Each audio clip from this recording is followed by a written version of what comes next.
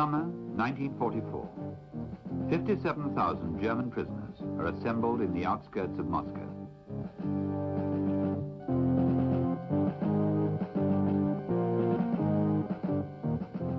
For 3 years, these soldiers have dreamt of parading in Moscow, but not like this, as prisoners of war.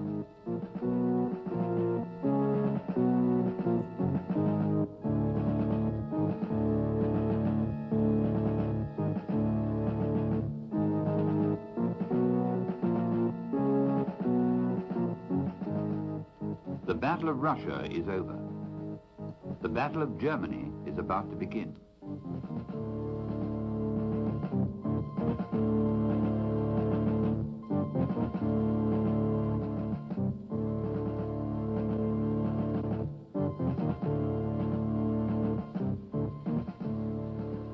Russian water trucks clean the streets after the Germans have passed.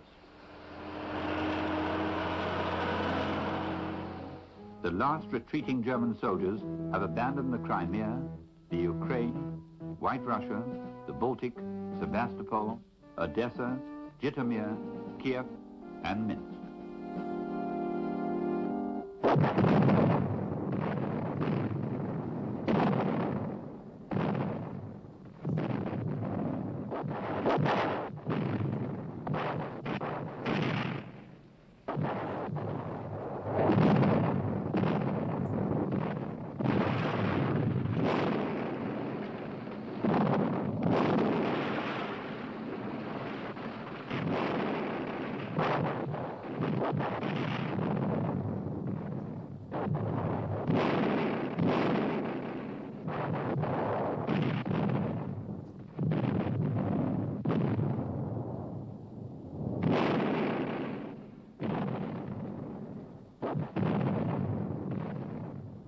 Autumn 1944.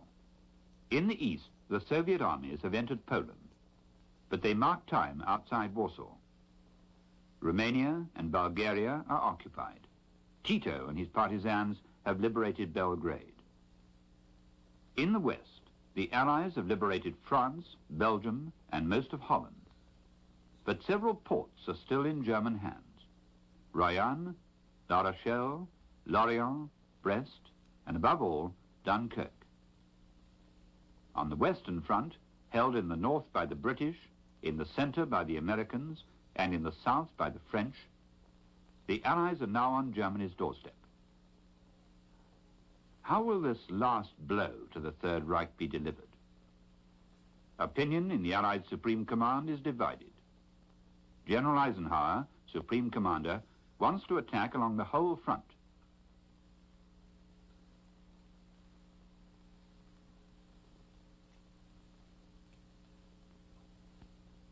Field Marshal Montgomery wants to concentrate his forces on one point, the Ruhr, and to make a grand coup, beating the Russians with a turn of speed.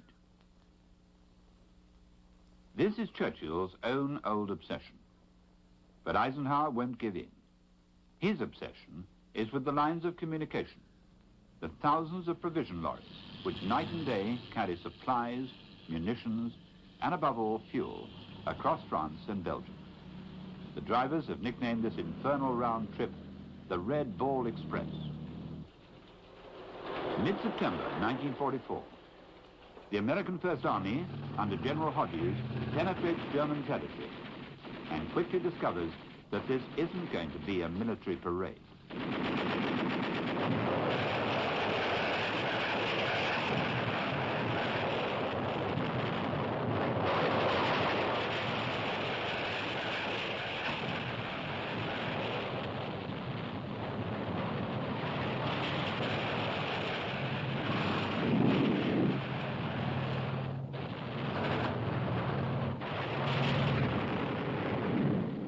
In 1 month, the Americans advance only 6 miles.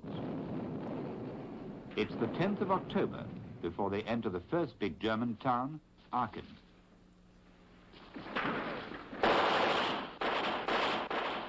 A German division sent from East Prussia receives Hitler's personal order to defend the town, street by street, house by house.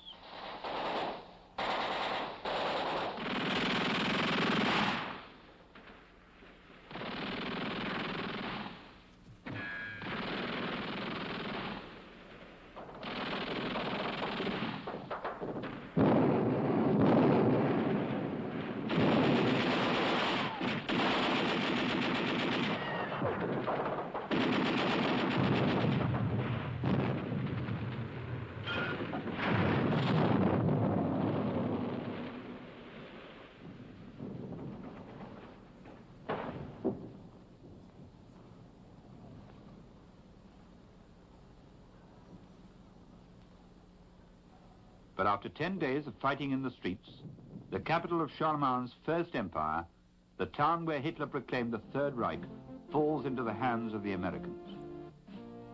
Eisenhower should be content. But he's still worried. Each battle costs dearly in human lives now that the Wehrmacht is defending German soil.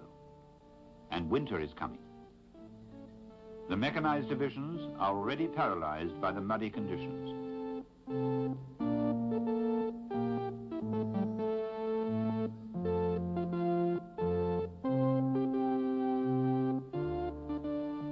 And to crown everything, American presidential elections are being held in November. Delegations of representatives and senators follow each other up to the front. Politicians are suspicious of those two glamorous generals, like Patton, for example, who slaps his soldiers' faces and gets away with it. Claire Booth Luce is a charming lady. Moreover, her husband, Henry Luce, is one of the biggest American magazine publishers, and the electors don't love those who send their boys to be slaughtered. The soldiers themselves vote on the first Tuesday in November, 1944, and together with the whole of America, they choose as president Franklin Delano Roosevelt, his fourth term of office.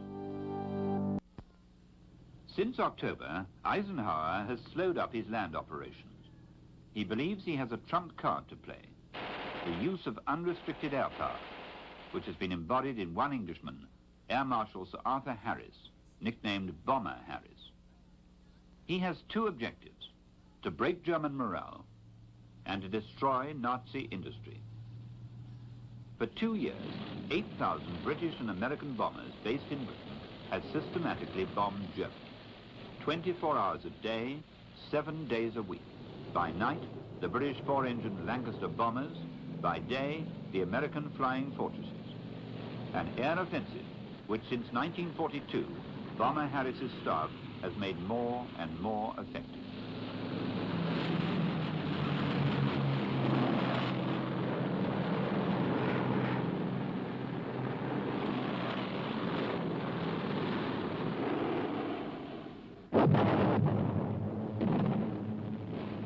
A 1,000-plane strike over Germany is a gigantic operation, timed to the last second. In the briefing room, the teams are told at the last moment their objective. Today, it's the Ruhr, the Happy Valley, as it's called. It's a difficult target, but at least it's not far away. Synchronize your watches. Depart 0510. 1 plane a minute. Thank you, and good luck.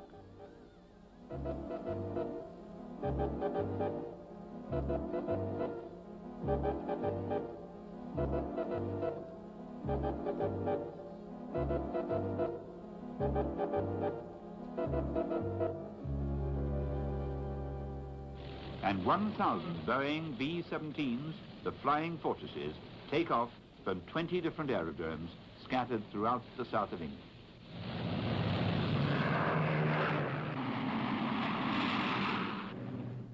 They rendezvous at 0630 over the Suffolk coast. Those who arrive first must circle and wait for the last to arrive. Everyone's here, let's go. Estimated time over the target, 0747. The 11 crew members are dry-mouthed. The pilot comes from Texas and has done scarcely 100 flying hours. He's been told, just follow the man in front of you and everything will be all right. The gunners are in the open air in a temperature of minus 30 degrees, numb with cold. 1 second's inattention and the German fighters will be on them at 400 miles an hour.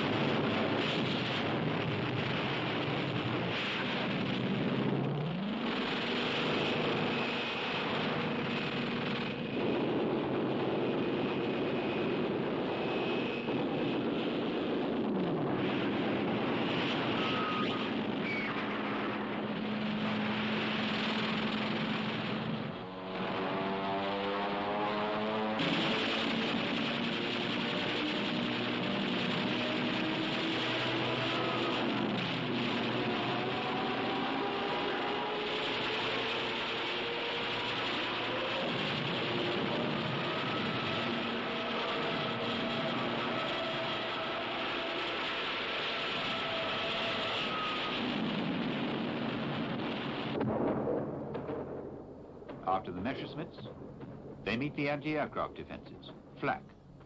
No way of avoiding it. One must go straight through, trying to forget that one plane in 10 will not be coming back.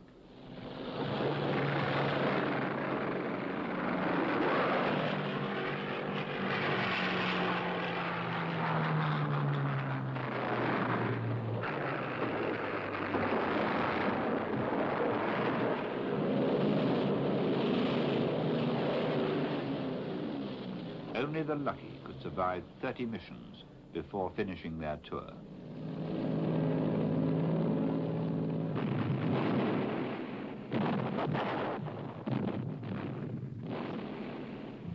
At last, the target area. The bomb aimer takes his time. If he's unsuccessful, they'll have to make a second trip to this deadly place.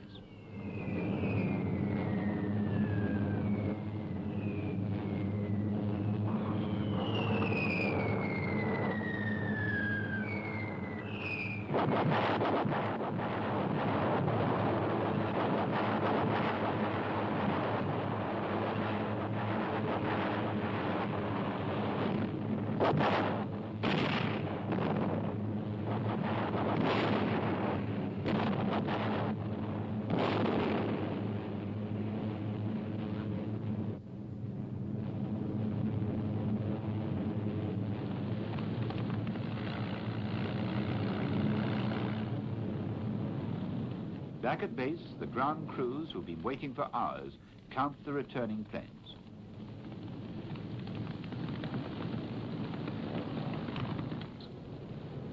First, the crippled ones.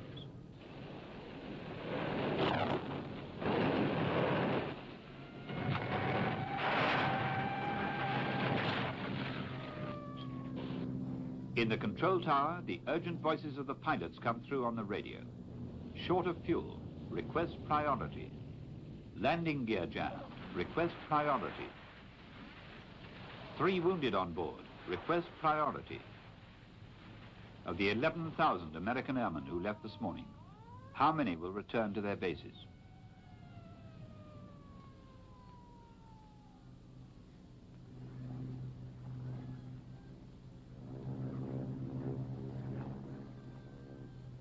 In a few months, the American Air Force has lost 4,700 men. Of British bomber crews, only 1 in 6 survive.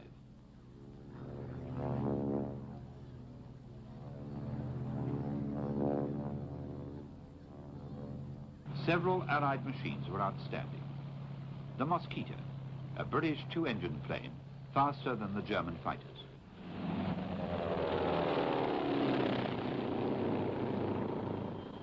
Made of wood and flying low, it could evade the radar screen.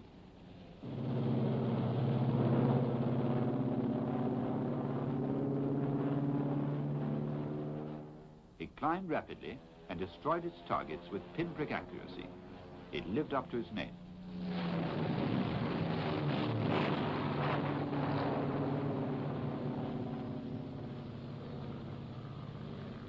The Lightning, the Mustang, and the Thunderbolt were the long-range American escort fighters. Since the summer of '44, they've covered the bombers and savaged the German fighters.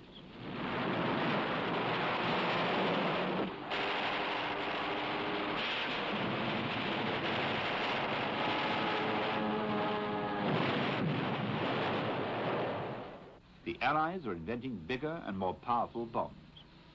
The British inventor Barnes Wallis invents the Blockbuster, a 10-ton monster.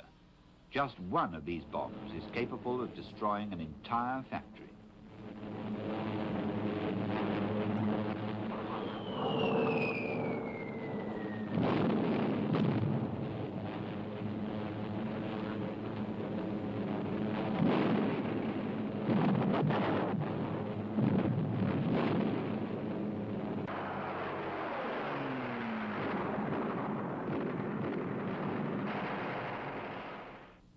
From the Ruhr to Silesia, German industry is in ruins. The Essen steelworks, the ball-bearing factories of Schweinfurt, the synthetic petrol refineries of Politz are reduced to twisted steel skeletons.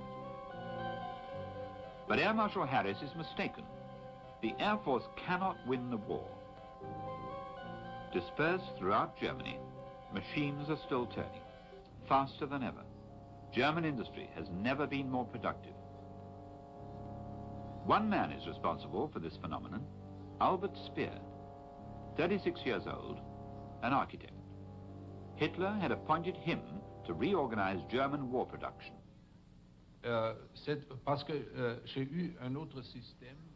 It was because I had found another system of organization.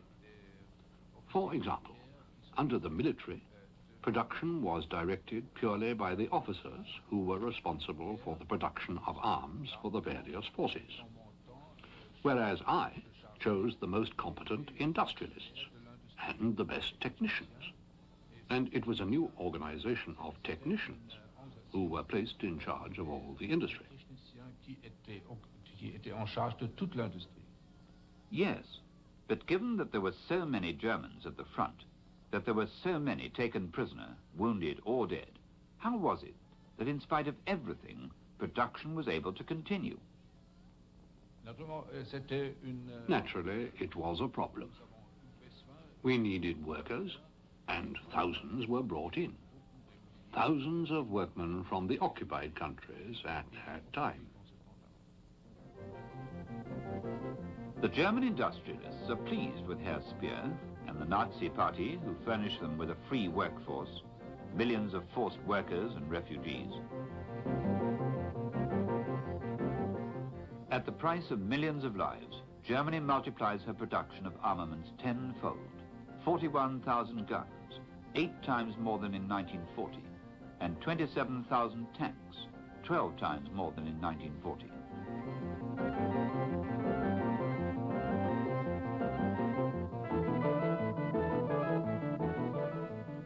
In the autumn of 1944, Hitler swears he won't be defeated. While his generals consider the war is lost and secretly dream of a separate peace with the Western Allies so that they can attack Russia together, Hitler thinks about a dramatic coup. The object of Hitler's plan is to take the port of Antwerp and to cut off the British forces in the north from the American forces in the south. For that, he wants to use the old invasion route, taken in 1914 and again in 1940, the Ardennes. Using this same route, Marshal von Rundstedt led the German armies as far as Paris in 1940, and Hitler chooses him again to command the offensive in the Ardennes, which is to become the von Rundstedt offensive. To keep an eye on this soldier of the old school, Hitler places one of his faithfuls, Marshal Model, a yes-man who never questions the Führer's orders. He entrusts the shock troops, the SS Panzer Army, to Sepp Dietrich, who is one of Hitler's oldest accomplices, a butcher boy become SS general. And to complete the team, General Asso Eckhard von Manteuffel, a former hussar, whose name is celebrated in the Wehrmacht and who commands the Fifth Army. At the beginning of December, 1,000 tanks and 200,000 men who form the attacking force assemble behind the front in greatest secrecy.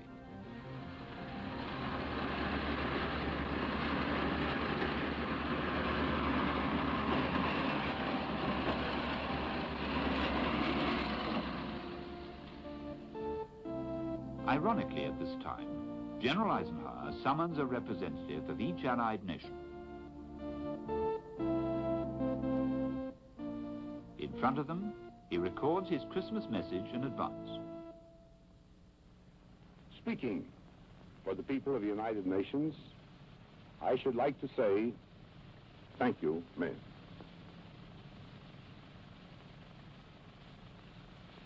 Now, a Merry Christmas to all of you. If it doesn't happen to be so very merry this year, next year, we'll be sure that it will be. Good luck to all of you.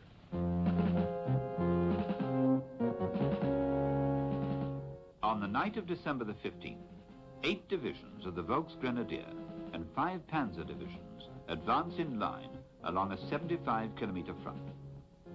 While they're infiltrating across the Ardennes, the German soldier believes he will change the outcome of the war.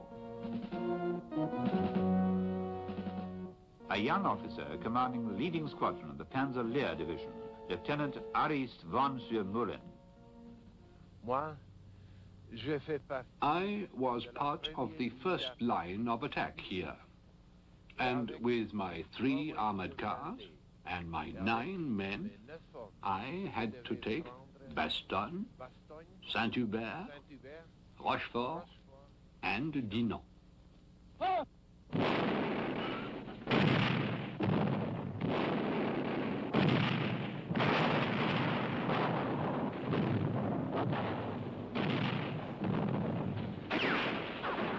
At 5:30 a.m., the Grenadiers attack.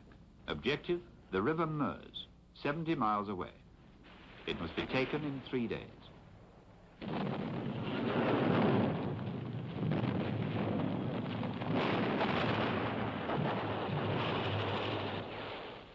The German retreat has halted. It's the end of humiliation. This is the Blitzkrieg all over again.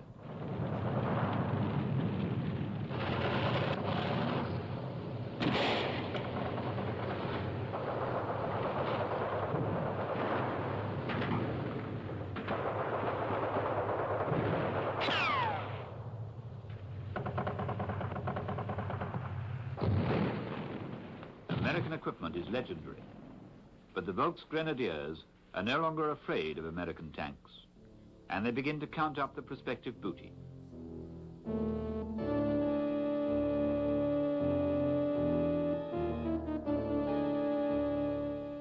The Americans are taken completely by surprise. 10,000 men are surrounded. 8,000 are taken prisoner. The raw recruits of the 106th Infantry Division, who reached the front only 3 days before, have never been under fire. The veterans of the 28th Infantry Division had recently taken Aachen, where they lost 6,000 men. Cruel irony. They were sent to the Ardennes for a rest in a quiet sector. The SS are laughing again. They really are the master race.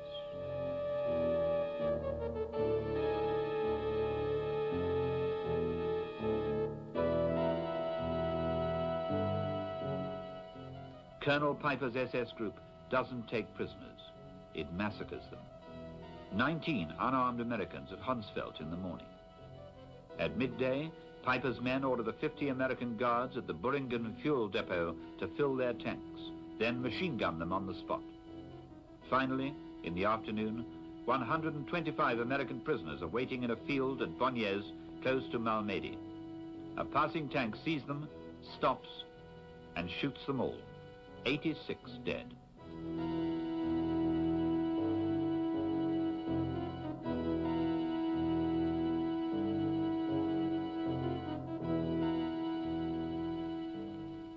It was Sunday. Everyone had left for Mass at Malmedy, except the manageress of the cafe, Madame Baudave. The SS took her. No one ever saw her again. With the bodies of the 86 dead of Malmedy, the Americans experienced for the first time the horror of Nazi atrocities. It's a shock to the United States.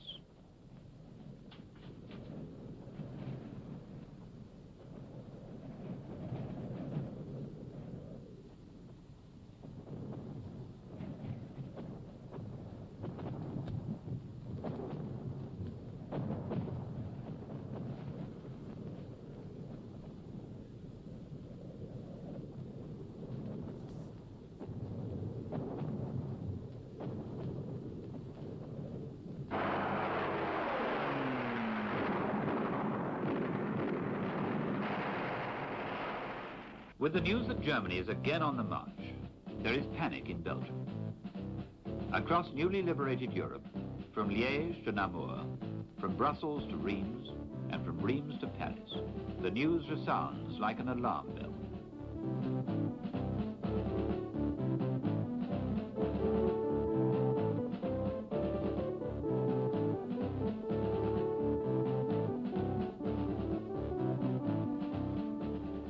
There is chaos in the American lines.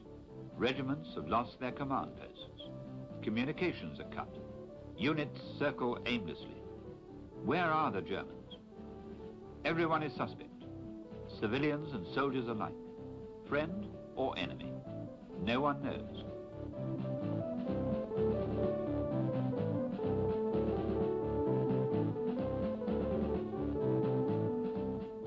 There's a rumor that German paratroopers are disguised as American soldiers, and it's true. Colonel Skorzény's commandos have infiltrated behind the lines in American uniform. Skorzeny, the specialist in surprise tactics. It was he who rescued Mussolini. He who kidnapped the Hungarian regent, Admiral Horthy. This time, Hitler has given him a very special mission, Operation Griffin. C'était nécessaire de... It was necessary to save at least 1 or 2 bridges on the Meuse. And it was my first task to take 2 intact bridges. Deux ponts intacts. And naturally, in order to get there in advance of the German army, we had to be disguised as allies. Des usagers, des uniformes américains. In the American uniforms, we passed for American troops, with the object of arriving at the bridge, then changing out of American uniform and defending the bridge after we'd taken it in German uniform. À l'uniforme allemand. Was that Hitler's idea? Hitler personally? Whose idea this was? Yes. Where did you find these uniforms? Partiellement dans des camps de prisonniers. Partly in the prison camps. They were found in the Allied shops, ones that had been retaken, near Paris, for example. There was a counter-offensive, and we found a big shop.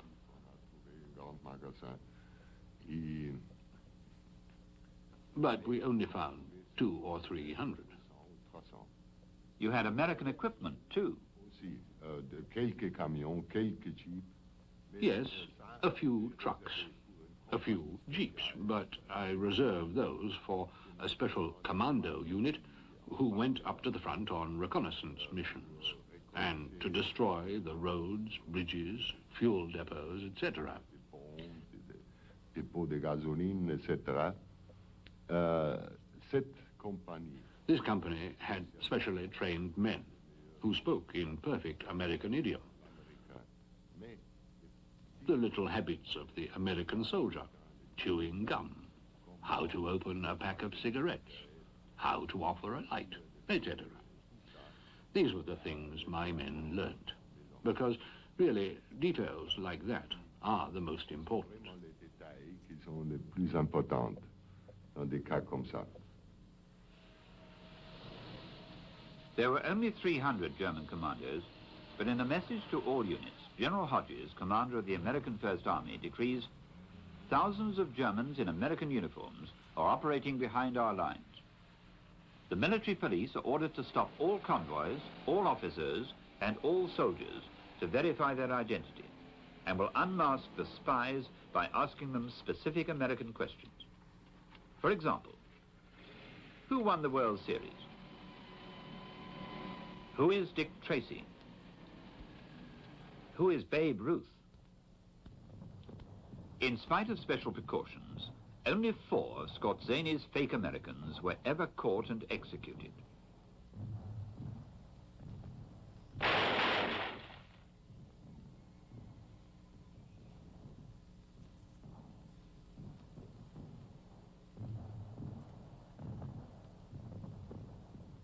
December the 18th, the 3rd day of the attack.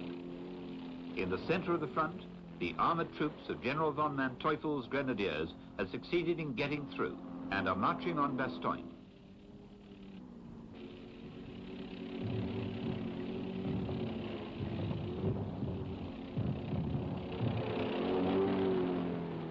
At the head of the Panzer Lehr division are the machine gunners of Lieutenant von Surmoulin.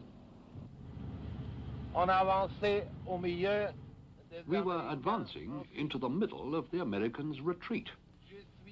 I reached Bastogne, and I saw that there was strong resistance.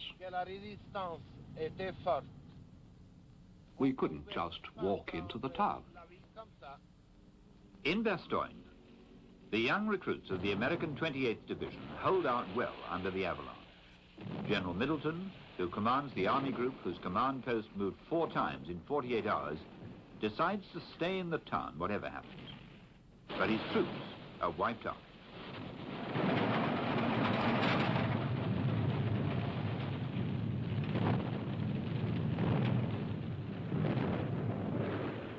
The 110th Infantry Regiment covering the town has lost 2,750 men, its entire effective force. By the evening of December the 18th, Bastogne is on the point of falling.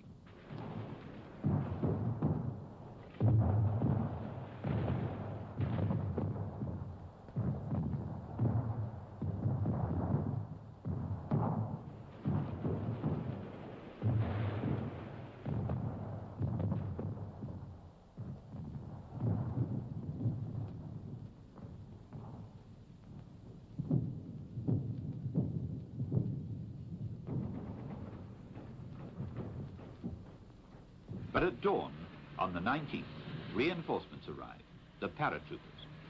The 11,000 men of the 101st Airborne Division, who come from Reims and who have kept going all night.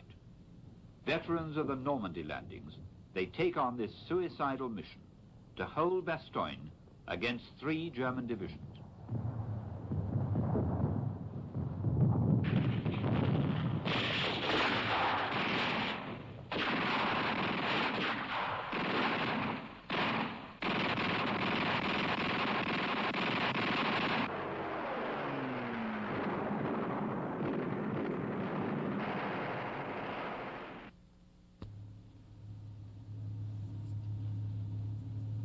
December the 19th, Eisenhower summons all the generals to Verdun. Bradley, Simpson, Patton, Devers, and Montgomery. His adjutant, General Bradley, was rather embarrassed. I'd been saying to General Eisenhower and General Smith, his chief of staff, that I wished I could get him to counterattack and get him out in the open, because it'd be easier to kill them there than it would the way we'd been doing it in fortified villages.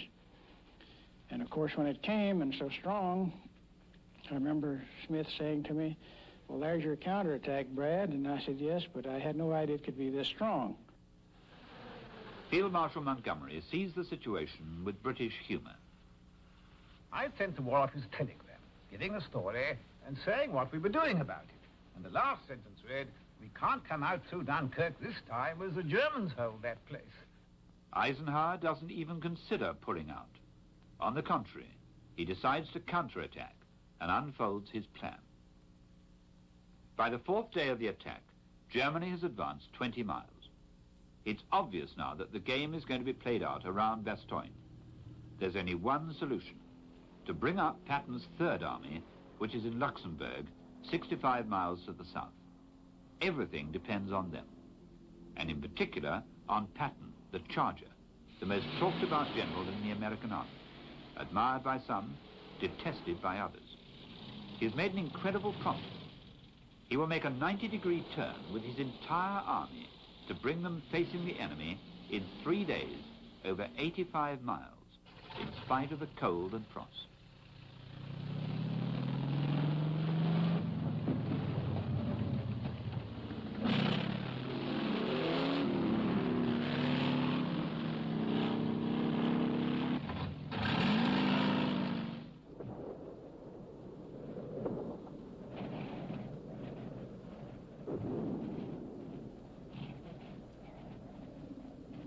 And on the 3rd day, December the 22nd, Patton pivots his men to the north towards Bastogne on the snow-covered roads of the Ardennes.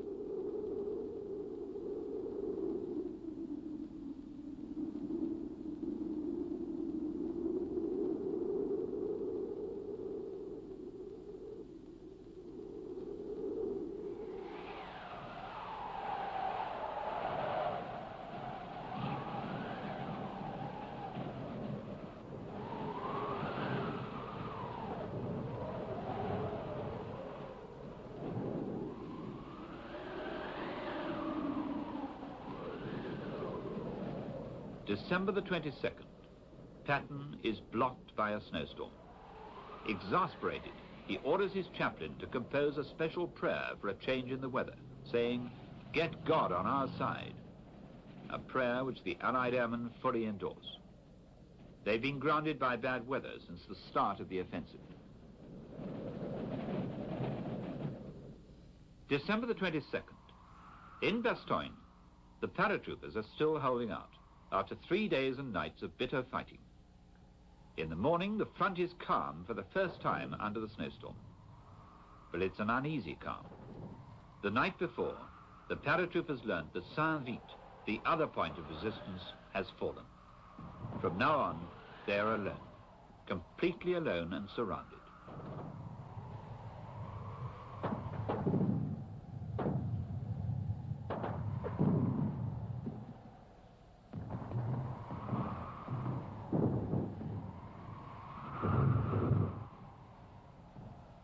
All morning, the reconnaissance patrols look for the key. What are the Germans planning? They are there, all around, 5 divisions now. There can be no illusions. Unless there's a miracle, the paratroopers must die in defense of Bastogne.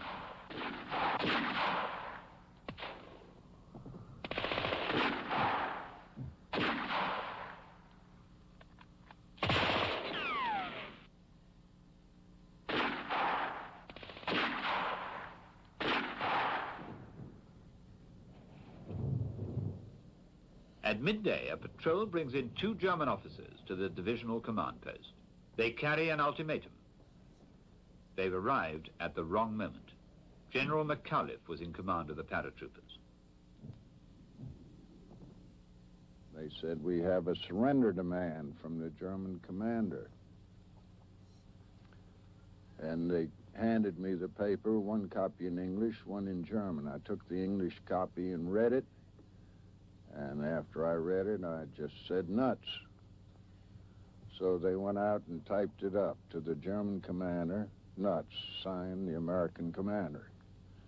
And Colonel Harper, who had brought in the surrender demand, took that message back to the Germans and handed it to them and took them back to the outpost line. The German colonel said, If this reply is favorable, I have authority to conduct further negotiations having to do with the surrender. And Harper said, the reply is not favorable. It consists of the single word nuts. The German said, I understand English, but I don't understand nuts in this connotation. Harper says, it means the same as go to hell. Do you understand that? And the German says, yes, I do.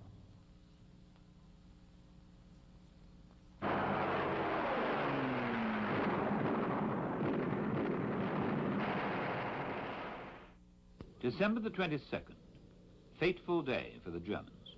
Bastogne is still resisting. Hitler hasn't foreseen that. Von Rundstedt was given 3 days to succeed in his offensive, and he's already 3 days late. The plan has miscarried. While 3 German divisions besiege Bastogne, 2 armored divisions, the 2nd Panzer and the Panzer Lehr, attack again in the west towards the River Meuse, and there's a further advance, 40 miles in 2 days.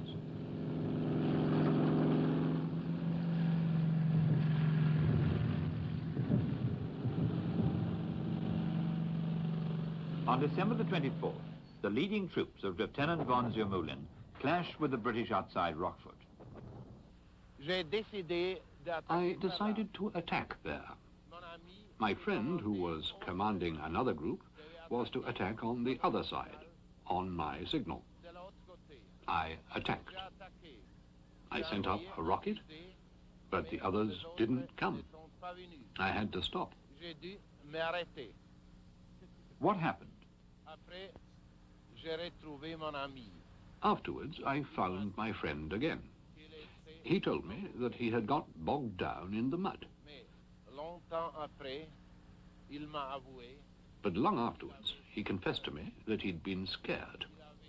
He was afraid of the anti-tank guns, like those we'd seen in Russia. What did you think of that?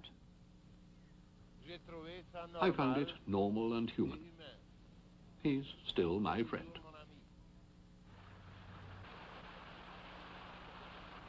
The Panzer Lehr Division won't get further than this bridge. Their hearts are no longer in it. It's been a long road from Moscow to Bastogne. Il y a une chose que nous refusions absolument. There's one thing we refused absolutely. That was to learn the names of the new officers. On voulait pas leur parler. One didn't want to speak to them, to have a personal relationship, to start a friendship, because one knew that these young people, these very young people, without experience, had no chance of survival. It was best not to know them. Il valait mieux pas les connaître. So we old veterans kept to ourselves. Les anciens, How old were you? 20 ans. 20. The next day is Christmas Day, a sad Christmas.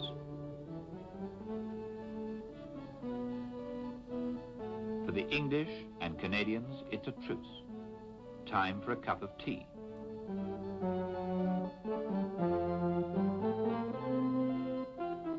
For the besieged defenders of Bastogne, this Christmas, the artillery pounding is the worst of the siege.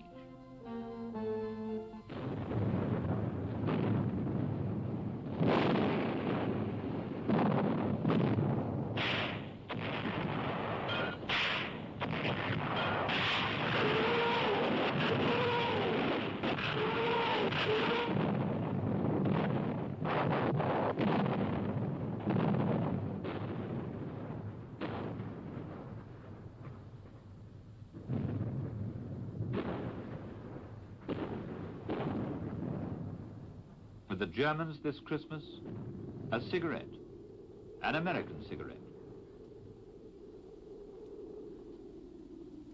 Depuis le 15 décembre, No one had slept since December the 15th.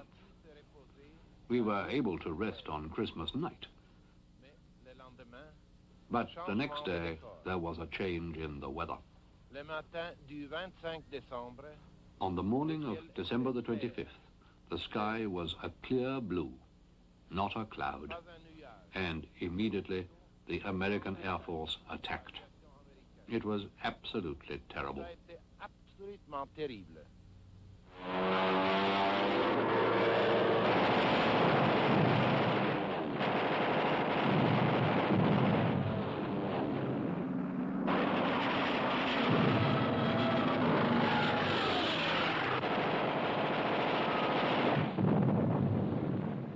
Von Rundstedt had told Hitler, everything depends on the Air Force.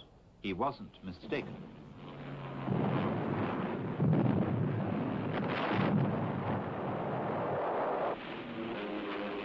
For the defenders of Bastogne, it's just in time.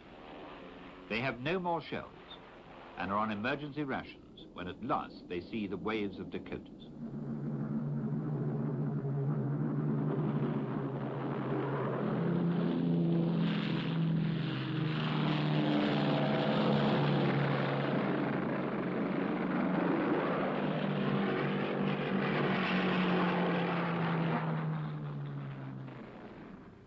By the end of the next day, December the 26th, the advance guard of Patton's Armored Division, commanded by Colonel Crichton Abrams, breaks through the German circle and enters Bastogne.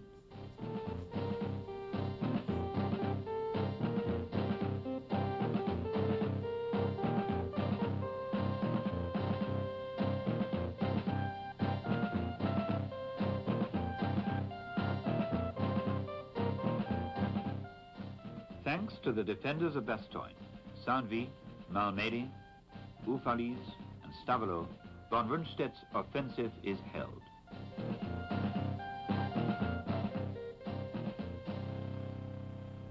On January the 1st, 1945, Hitler throws all his available planes into a last strike. 1,000 fighters and bombers are ordered to annihilate the Allied Air Force on the ground.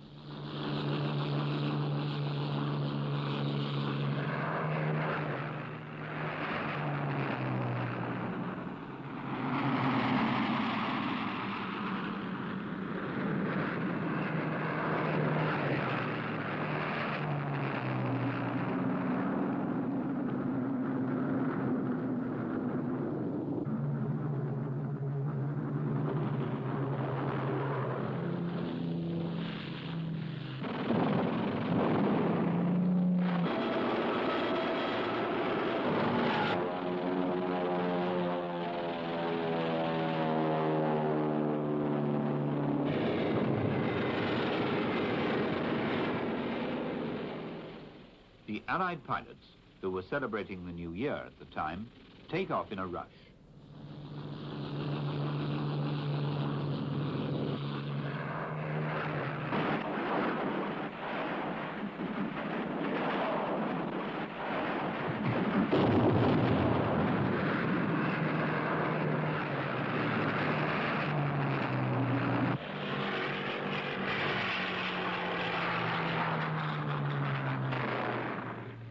British Spitfires and American Thunderbolts bring down 300 planes in an air battle which lasts 5 hours.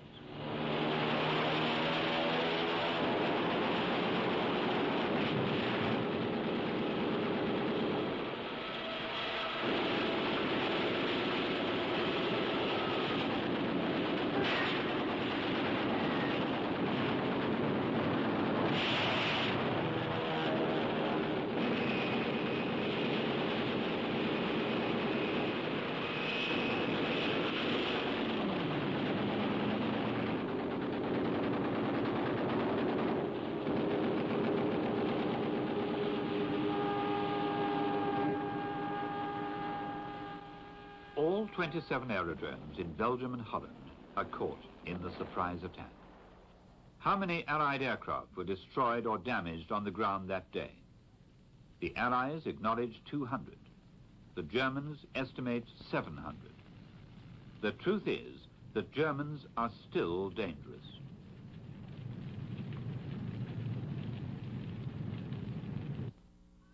The battle you have just seen was one of the decisive battles of the Second World War, a war that affected the destinies of men and nations the world over. The film you have just witnessed was discovered in film libraries all over the world and painstakingly edited to show you the incredible impact these individual battles had on the outcome of this most devastating of wars. The world, thanks to these films, will never forget the tremendous effort put forth by all people included in the big battles.